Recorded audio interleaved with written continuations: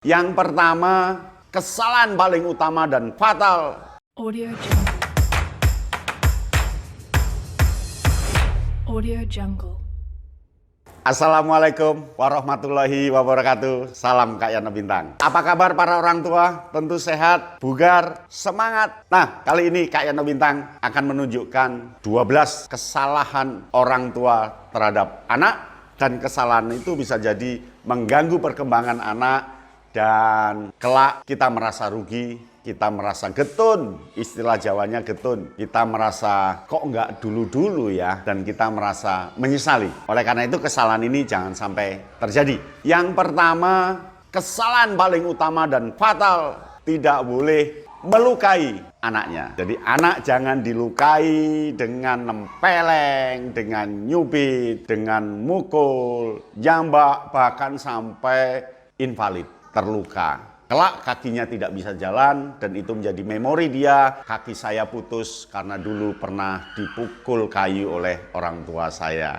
Ini bekas dulu sayatan, pukulan tali pinggang orang tua saya. Jangan sampai ya. Memukul itu tradisi penjajah. Memukul itu harus diputus mata rantai untuk abad ke depan. Kalau kita dulu pernah dipukul oleh orang tua, hentikan untuk jalur berikutnya. Jangan sampai ke anak kita. Karena akibatnya fatal, anak kita jadi cacat. Bisa jadi anak kita menjadi anak yang trauma, anak yang takut pada orang lain karena takut dipukul. Dan dia memang takut pada orang tua, tapi takutnya takut semu. Dan pada akhirnya yang paling bahaya, orang tua itu kelak tidak diakui oleh anaknya. Dan anaknya tidak mau berhubungan dengan orang tua karena dia dulu orang yang pernah melukai saya. Maka tahan pukul itu, lupakan pecah piring, lupakan ambil tali pinggang, anggap sebagai sudah tidak ada, kita putus generasi itu supaya kelak ada keakraban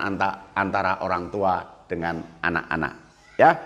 Nah, yang kedua itu adalah kesalahan orang tua marah-marah pada anak. Nggak usah marah-marah. Anak itu ya bukan seperti kita, pasti ada kesalahan. Namanya masih belajar, namanya proses. Kita tidak boleh marah-marah, apalagi bersuara keras. Ya memang ketika marah anak pasti diam, karena dia merasa orang tua itu lebih besar, lebih berkuasa dan menghidupi dia, maka dia diam. Melawan pun Anda nanti tambah marah-marah. Maka jangan sampai marah-marah pada anak. Marah-marah yang, tolong marahnya dibungkuslah dengan omongan yang lembut. Aku tadi sebenarnya marah padamu, tapi enggak. Marah tentang apa, Pak? Ini loh. Nah, begitu caranya. Jadi jangan sampai babi.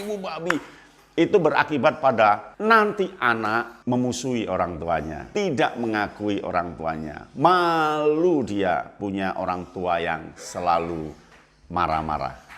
Ya, yang ketiga itu adalah kesalahan orang tua selalu merintah. Ingat, ayo mandi, ayo sandalnya dipakai, sandalnya, sepatu dipakai, gimana tasnya sudah dibawa. Diingatkan seperti anak tidak tahu apa-apa. Ayo tasnya dibawa, hati-hati ya, nanti tumpah loh minumnya. Ya, jangan terlalu sering memerintah karena anak nanti tidak mau berbuat apa-apa karena takut salah. Ketika takut salah, jati diri anak nggak akan bisa muncul. Maka yang ketiga, jangan sampai rewel di mengingatkan. Yo sandalnya sudah pakai, sepatunya gimana? Bukunya sudah dibawa, bukunya. Padahal sudah semua dia tahu begitu. Terus Pak, nanti kalau ada yang negur dia nggak, itu kan pengalaman bagi dia. Jadi anak itu perlu diberi pengalaman supaya nanti tidak melakukan. Gitu ya. Nah, yang keempat itu adalah kekeliruan, kesalahan orang tua tidak pernah memuji. Dianggapnya anak melakukan sesuatu sudah biasa.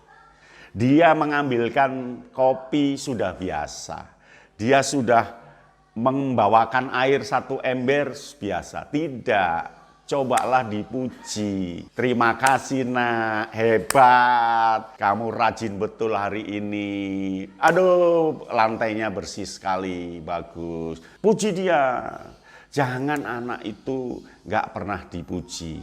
Ya, jadi berilah pujian pada anak. Nah, yang kelima, jangan kehilangan momentum kenangan. Ya, kesalahannya adalah orang tua tidak punya waktu untuk foto bersama anak. Cobalah foto dengan anak ketika kecil-kecil. Nanti ketika anak dewasa dia ingat, oh ini ada orang tua yang sejak kecil nggak pernah foto dengan anaknya, ketika tua nggak punya kenangan. Nggak punya kenangan, apalagi anaknya sudah bekerja kemana-mana, dia menyesali nggak punya kenangan dengan anaknya. Maka sebelum kerugian itu terjadi, maka mulai sekarang cobalah foto dengan anak, bersamai anak. Ya, nah yang keenam itu adalah adakan momen penting dengan anak, momen kesempatan penting dengan anak. Kesalahannya adalah orang tua tidak pernah bersama anak. Contohnya, orang tua karena sibuknya tidak pernah dampingi anak kemanapun. Ya, cobalah anak diajak mancing bersama, nggak dapat ikan nggak apa-apa, ke pasar bersama, main bola bersama, lihat film bersama, makan bersama. Itu untuk kenangan dia nanti. Ketika besar dia akan sayang pada kita karena dulu pernah merasa diajak orang tua. Tapi memang orang tua kadang-kadang tidak bisa membedakan kapan waktunya untuk keluarga, kapan untuk pekerjaan. Lebih banyak ke pekerjaannya, bahkan asik sendiri tidak memperhatikan anak. Nah, yang ketujuh itu adalah kesalahan orang tua tidak pernah mengakui hari bahagia bagi anak. Contohnya ketika ulang tahun, orang tua lupa. Ketika anak lulus, kita tidak memberi penghargaan. Naik kelas, beri ingatkan. Wisuda kita datang. Apa? Datanglah. Datang. Jadi kesibukan itu jangan dipakai sebagai alasan. Karena itu kesan anak ketika tua. Kalau nggak ada kesan, nanti anak-anak itu ketika tua, dia lupa pada kita. Nggak ada momentum alasan untuk berkasih sayang. Ya. Nah, yang kedelapan, jangan membandingkan anak dengan orang lain. Kamu itu belajarnya kalau bisa seperti anaknya Pak D itu loh. Anaknya Pak D serius belajarnya, pagi belajar, sore belajar, malam belajar. Pinter, masa kamu nggak pernah belajar? Kamu itu belajar seperti yang ranking 1 itu loh temanmu. Itu dia cerita kalau belajar masak ini. Anakmu memang diam, tapi dia marah kepada orang tua. Mengapa saya dibandingkan? Jadi nggak usah membandingkan, lebih bagus motivasi saja. Gayamu belajar sudah bagus, tapi akan lebih bagus lagi kalau yuk ditambah lagi. Kasih masukan filsafat apa, ketentuan apa. Allah bisa karena biasa, orang itu karena kebiasaan, dan seterusnya. Yang penting jangan membandingkan ke orang lain, karena anak adalah anak, dia punya ciri khas tersendiri yang tidak bisa dibandingkan dengan orang lain. Toh ini masih belajar, kelak pekerjaan akan beda-beda. Jadi jangan bandingkan anak dengan orang lain. Ya. Nah, yang kesembilan itu adalah jangan marahi anak, jangan negur anak di depan teman-temannya. Jangan menegur anak di depan kawan-kawannya. Sebab anak itu punya harga diri dan dia malu kalau dipermalukan, ditegur di depan kawan-kawannya, di depan anak-anaknya. Kamu itu loh, kok malas betul, bangun aja kesiangan, temannya dengar semua, malu. Kamu itu loh, bolpen pinjam papa terus, bolpen pinjam kakakmu terus, temannya dengar, malu. Itu nggak usah diucapkan, itulah kesalahan yang ke-9. Ya. Nah, kesalahan yang ke-10, orang tua sejak kecil tidak mengenalkan ke saudara-saudaranya. Ajaklah anak bermain ke saudara, ke kakak kita, ke Pak D-nya, ke Pak L-nya, ke neneknya, di mana itu untuk membangun jiwa sosial. Jadi jangan sampai besar dia antisosial, tidak pernah bersaudara, tidak pernah ingat dengan saudaranya, lupa dengan saudaranya karena asik dengan hidup sendiri individu. Itu yang tidak boleh. Maka kesalahan orang tua yang ke-10 ini jangan pernah dilakukan. Ajaklah anak ke saudaranya, ajaklah anak ke neneknya, ajak anak ke Pak L-nya, pamannya, buleknya, bibiknya. Dia akan bagus untuk itu. Ya.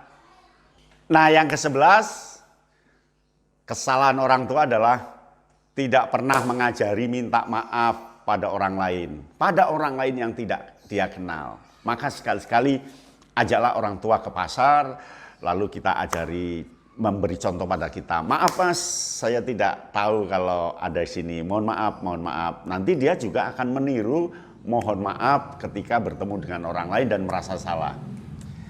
Ajari mohon maaf pada orang lain, ajari ada kata tolong ketika mengajak orang lain, itu sangat berguna bagi anak.